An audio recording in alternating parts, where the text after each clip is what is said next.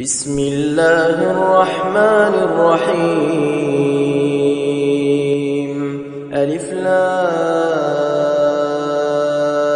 را، تلك آيات الكتاب المبين. إنا أنزلناه قرآنا عربيا لعلكم تعقلون. نحن نقص عليك أحسن القصص بما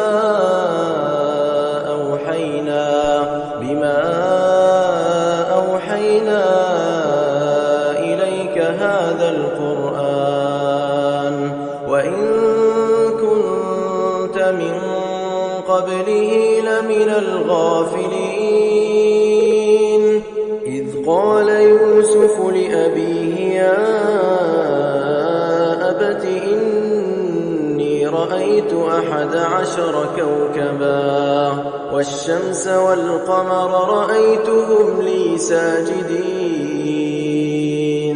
قال يا بني لا تقصص رؤياك على إخوتك فيكيدوا لك كيدا، إن الشيطان للإنسان عدو مبين. وكذلك يجتبيك ربك ويعلمك من تأويل الأحاديث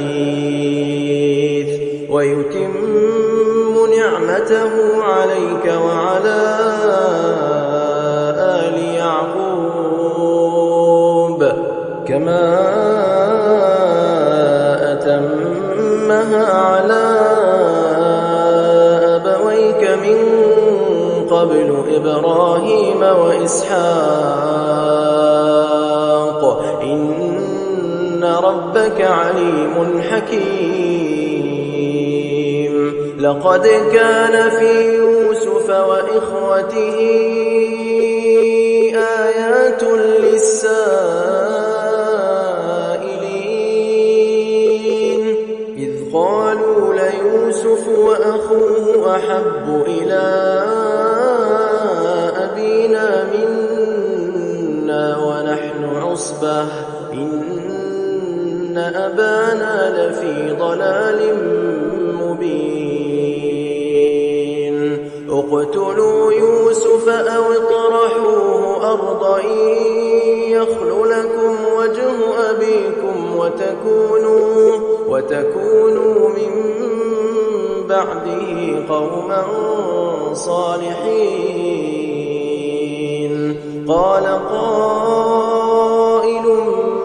منهم لا تقتلوا يوسف وألقوه في غيابة الجب يلتقطه بعض السيارة إن كنتم فاعلين. قالوا يا أبانا ما لك لا تأمنا على يوسف وإنا له لناصحون. أرسله معنا غدا يرتع ويلعب وإنا له لحافظون. قال إني ليحزنني أن تذهبوا به وأخاف أن يأكله الذئب وأنتم عنه غافلون. قالوا لئن أكله الذئب ونحن عصبة إنا إذا لخاسرون. فلما ذهبوا به وأجمعوا أن يجعلوه في غيابة الجب وأوحينا إليه لتنبئنهم بأمرهم هذا وهم لا يشعرون. وجاءوا أباهم عشاء يبكون. قالوا يا أبانا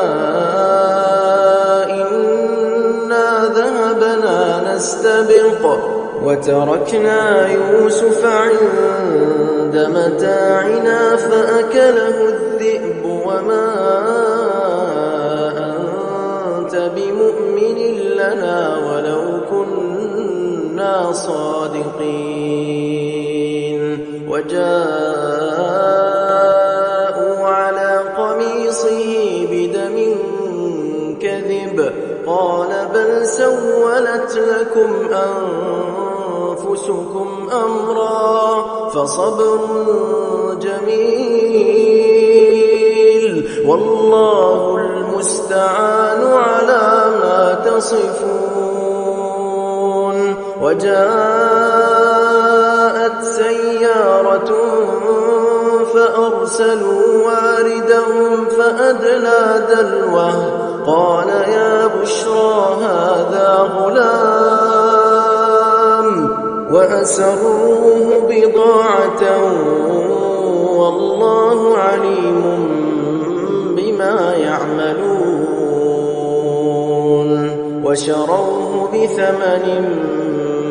بخس دراهم معدودة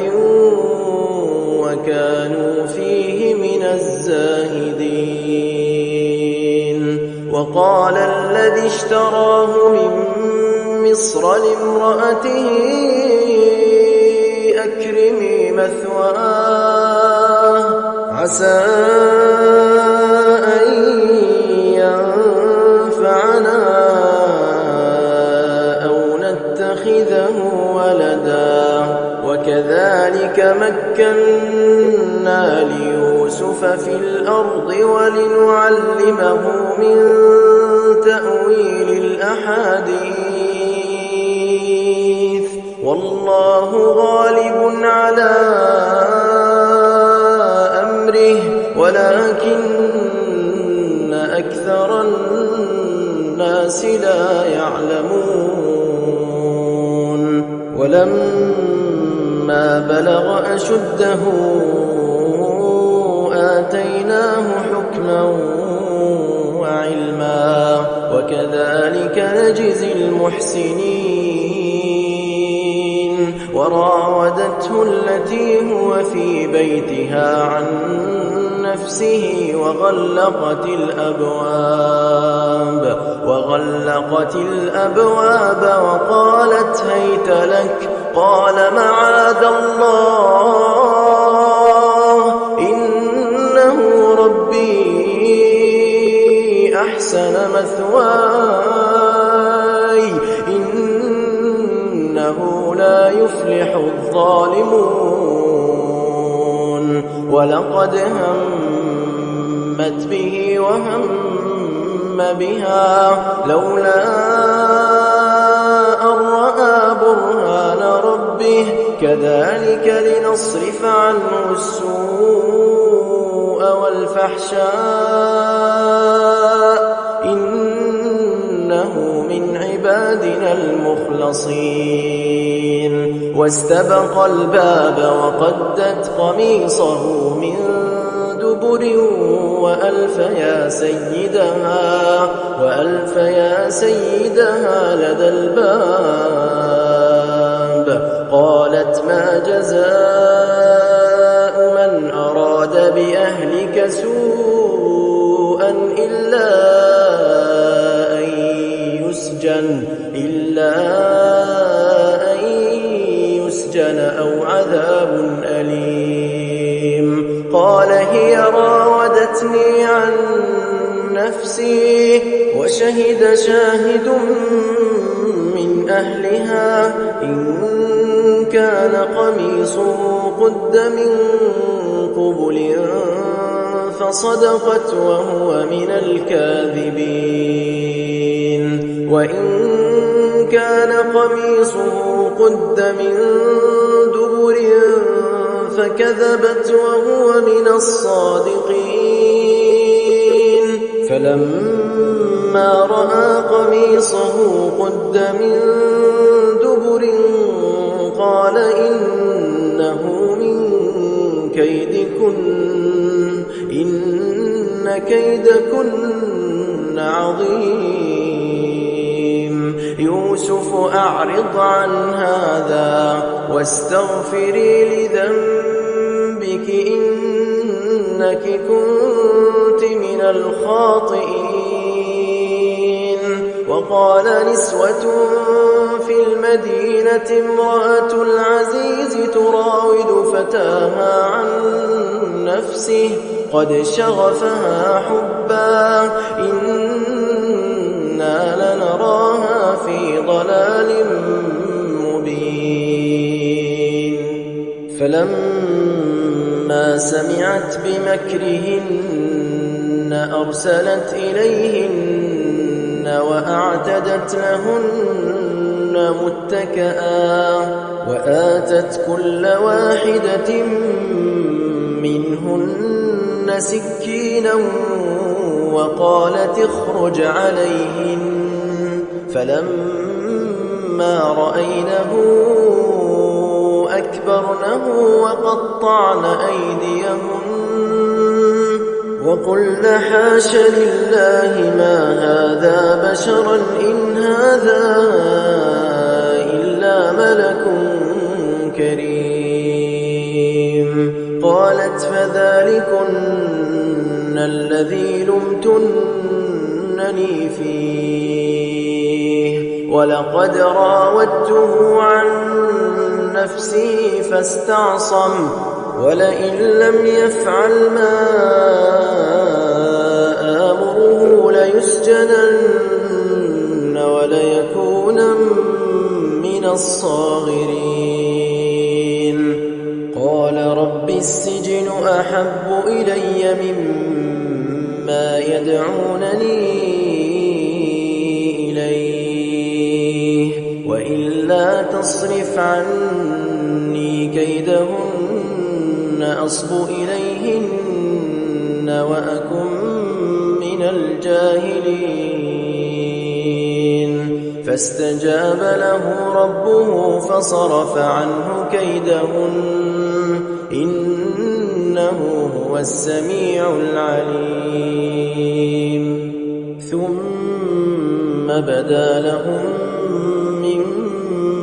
بعد ما رأوا الآيات ليسجننه حتى حين ودخل معه السجن فتيان قال أحدهما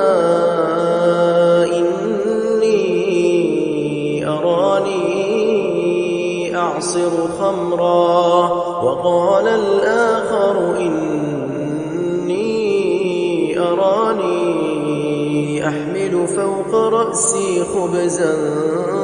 تأكل الطير منه نبئنا بتأويله إنا نراك من المحسنين قال لا يأتيكما طعام ترزقانه إلا نبأتكما بتأويله قبل أن يأتيكما ذلكما مما علمني ربي إني تركت ملة قوم لا يؤمنون بالله وهم بالآخرة هم كافرون واتبعت ملة آبائي إبراهيم وإسحاق ويعقوب ما كان لنا أن نشرك بالله من شيء ذلك من فضل الله علينا وعلى الناس ولكن أكثر الناس لا يشكرون يا صاحبي السجن أأرباب متفرقون خير أم الله الواحد القهار ما تعبدون من دونه إلا أسماء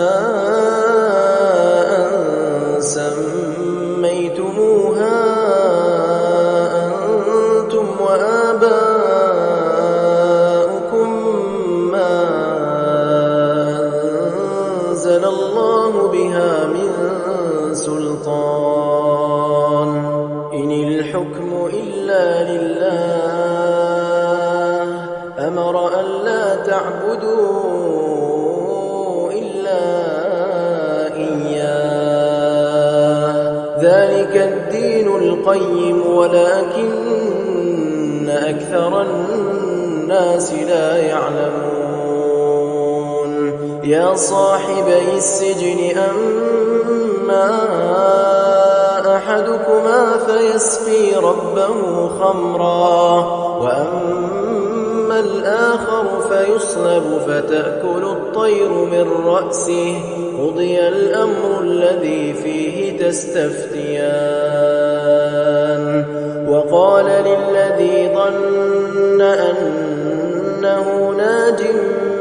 منهما اذكرني عند ربك فأنساه الشيطان ذكر ربه فلبث في السجن بضع سنين وقال الملك إني أرى 7 بقرات سمان يأكلهن 7 عجاف و7 سنبلات خضر وأخر يابسات يا أيها الملأ أفتوني في رؤياي إن كنتم للرؤيا تعبرون قالوا أضغاث أحلام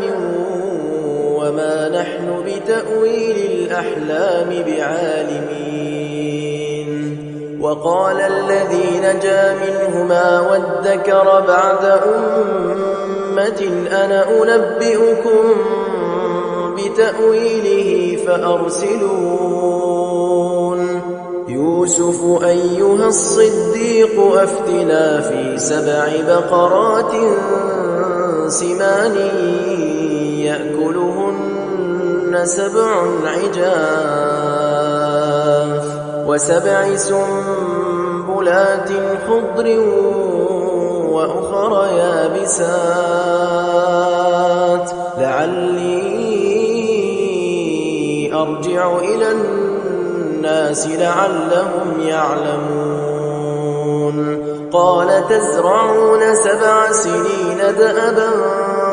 فما حصدتم فذروه في سنبله إلا قليلا مما تأكلون ثم يأتي من بعد ذلك 7 شداد يأكلن ما قدمتم لهن إلا قليلا مما تحصنون ثم يأتي من بعد ذلك عام فيه يغاث الناس وفيه يعصرون وقال الملك ائتوني به فلما جاءه الرسول قال ارجع إلى ربك فاسأله ما بال النسوة اللاتي قطعن أيديهن إن ربي بكيدهن عليم قال ما خطبكن إذ راوتن يوسف عن نفسه قلن حاش لله ما علمنا عليه من سوء قالت امرأة العزيز الآن حصحص الحق أنا راودته عن نفسه وإنه لمن الصادقين ذلك ليعلم أني لم أخنه بالغيب وأن الله لا يهدي كيد الخائنين وما أبرئ نفسي إن النفس لأمارة بالسوء إلا ما رحم ربي إن ربي غفور رحيم. وقال الملك ائتوني به أستخلصه لنفسي فلما كلمه قال إنك اليوم لدينا مكين أمين. قال اجعلني على خزائن الأرض إني حفيظ عليم. وكذلك مكنا ليوسف في الأرض يتبوأ منها حيث يشاء نصيب برحمتنا من نشاء ولا نضيع أجر المحسنين. ولأجر الآخرة خير للذين آمنوا وكانوا يتقون. وجاء إخوة يوسف فدخلوا عليه فعرفهم وهم له منكرون. ولما جهزهم بجهازهم قال ائتوني بأخ لكم من أبيكم ألا ترون أني أوفي الكيل وأنا خير المنزلين. فإن لم تأتوني به فلا كيل لكم عندي ولا تقربون. قالوا سنراود عنه أباه وإنا لفاعلون. وقال لفتيانه اجعلوا بضاعتهم في رحالهم لعلهم يعرفونها إذا انقلبوا إلى أهلهم لعلهم يرجعون. فلما رجعوا إلى أبيهم قالوا يا أبانا منع منا الكيل فأرسل معنا أخانا نكتل وإنا له لحافظون. قال هل آمنكم عليه إلا كما أمنتكم على أخيه من قبل فالله خير حافظا وهو أرحم الراحمين. ولما فتحوا متاعهم وجدوا بضاعتهم ردت إليهم قالوا يا أبانا ما نبغي هذه بضاعتنا ردت إلينا ونمير أهلنا ونحفظ أخانا ونزداد كيل بعير ذلك كيل يسير. قال لن أرسله معكم حتى تؤتون موثقا من الله لتأتونني به إلا أن يحاط بكم. فلما آتوه موثقهم قال الله على ما نقول وكيل. وقال يا بني لا تدخلوا من باب واحد وادخلوا من أبواب متفرقة وما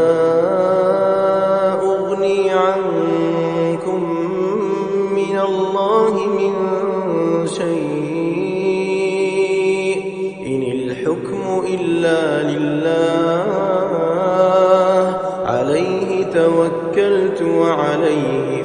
فليتوكل المتوكلون ولما دخلوا من حيث أمرهم أبوهم ما كان يغني عنهم من الله من شيء إلا حاجة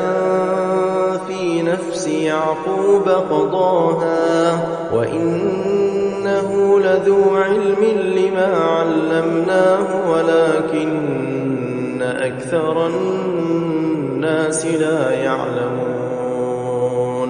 ولما دخلوا على يوسف آوى إليه أخاه قال إني أنا أخوك فلا تبتئس بما كانوا يعملون فلما جهزهم بجهازهم جعل السقاية في رحل أخيه ثم أذن مؤذن أيتها العير إنكم لسارقون قالوا وأقبلوا عليهم ماذا تفقدون قالوا نفقد صواع الملك ولمن جاء به حمل بعير وأنا به زعيم قالوا تالله لقد علمتم ما جئنا لنفسد في الأرض وما كنا سارقين قالوا فما جزاؤه إن كنتم كاذبين قالوا جزاؤه من وجد في رحله فهو جزاؤه كذلك نجزي الظالمين فبدأ بأوعيتهم قبل وعاء أخيه ثم استخرجها من وعاء أخيه كذلك كدنا ليوسف ما كان ليأخذ أخاه في دين الملك إلا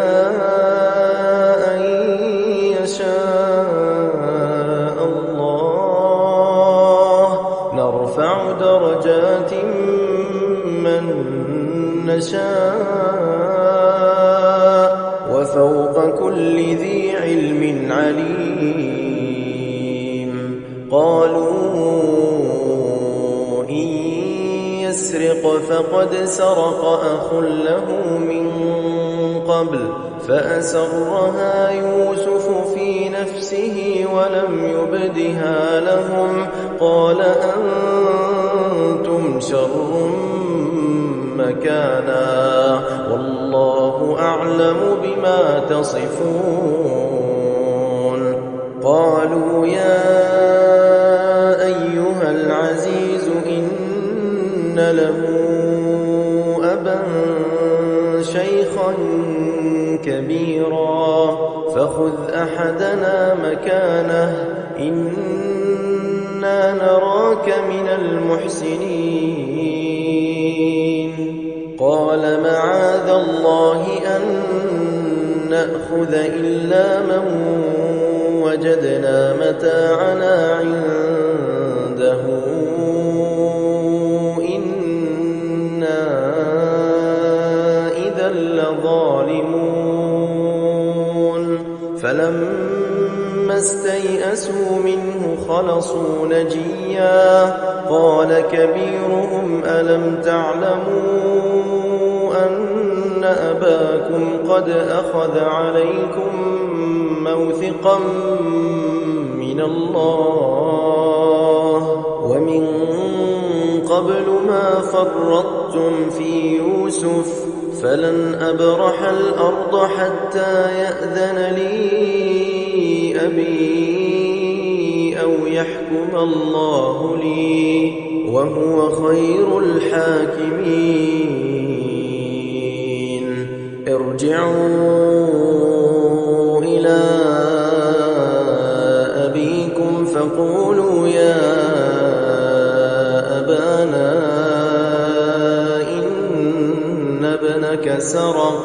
وما شهدنا إلا بما علمنا وما كنا للغيب حافظين واسأل القرية التي كنا فيها والعير التي أقبلنا فيها وإنا لصادقون قال بل سولت لكم أنفسكم أمرا فصبر جميل عسى الله أن يأتيني بهم جميعا إنه هو العليم الحكيم وتولى عنهم وقال يا أسفا على يوسف وابيضت عيناه من الحزن فهو كظيم قالوا تالله تفتأ تذكر يوسف حتى تكون حرضا أو تكون من الهالكين قال إنما أشكو بثي وحزني إلى الله وأعلم من الله ما لا تعلمون يا بني يذهبوا فتحسسوا من يوسف وأخيه ولا تيأسوا من روح الله إنه لا ييأس من روح الله إلا القوم الكافرون فلما دخلوا عليه قالوا يا أيها العزيز مسنا وأهلنا الضر وجئنا ببضاعة مزجاة فأوف لنا الكيل وتصدق علينا إن الله يجزي المتصدقين قال هل علمتم ما فعلتم بيوسف وأخيه إذ أنتم جاهلون قالوا أئنك لأنت يوسف قال أنا يوسف وهذا أخي قد من الله علينا إنه من يتق ويصبر فإن الله لا يضيع أجر المحسنين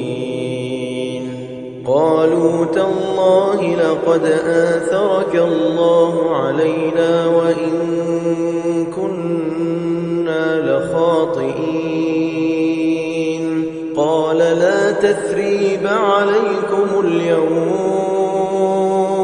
يغفر الله لكم وهو أرحم الراحمين اذهبوا بقميصي هذا فألقوه على وجه أبي يأت بصيرا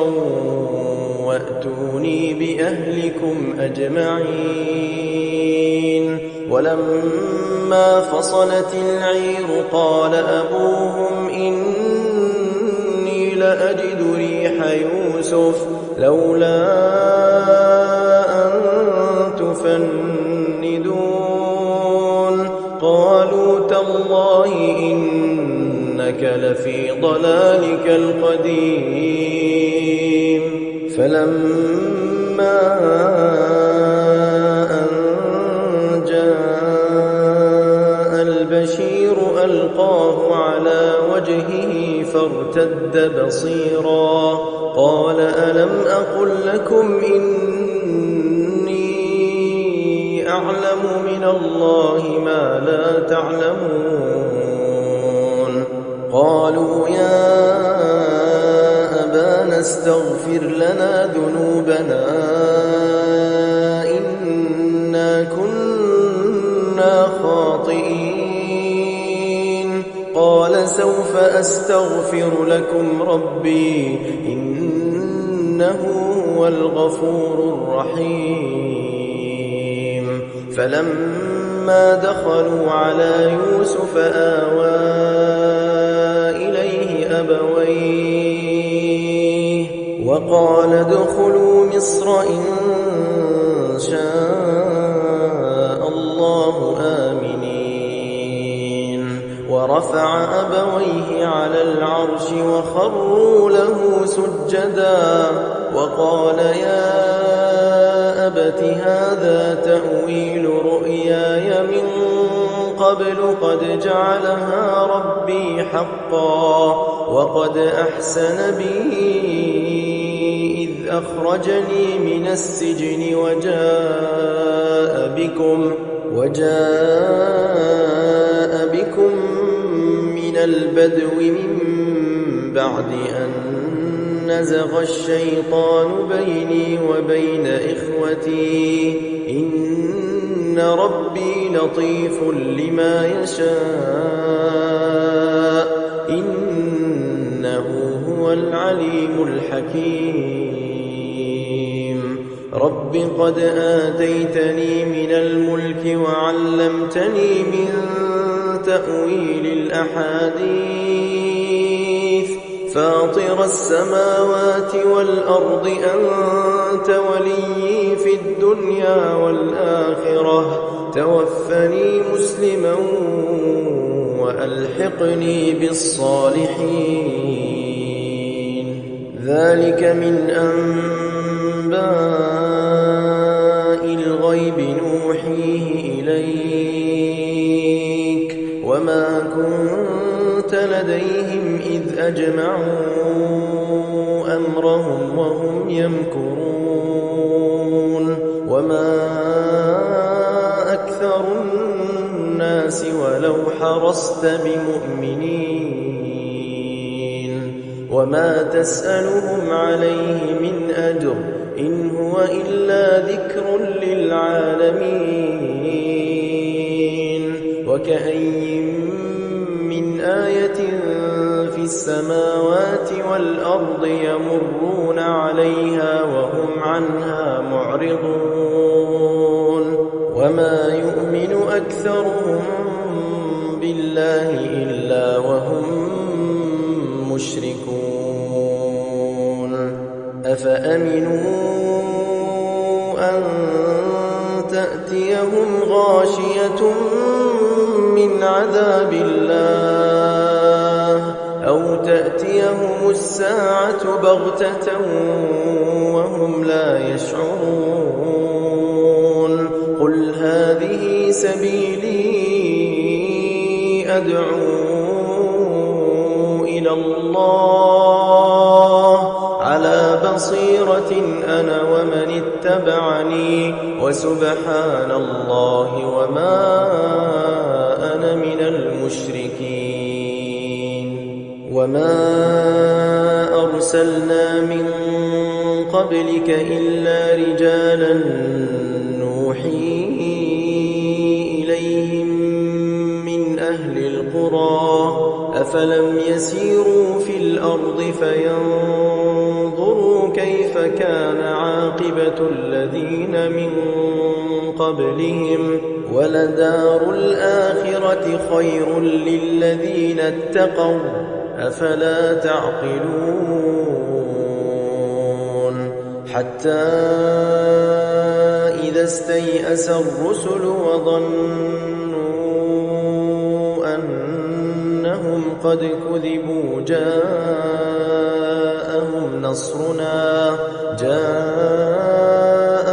نصرنا فنجي من نشاء ولا يرد بأسنا عن القوم المجرمين لقد كان في قصصهم عبرة لأولي الألباب ما كان حديثا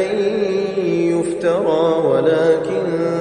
تصديق الذي بين يديه وتفصيل كل شيء وهدى ورحمة لقوم يؤمنون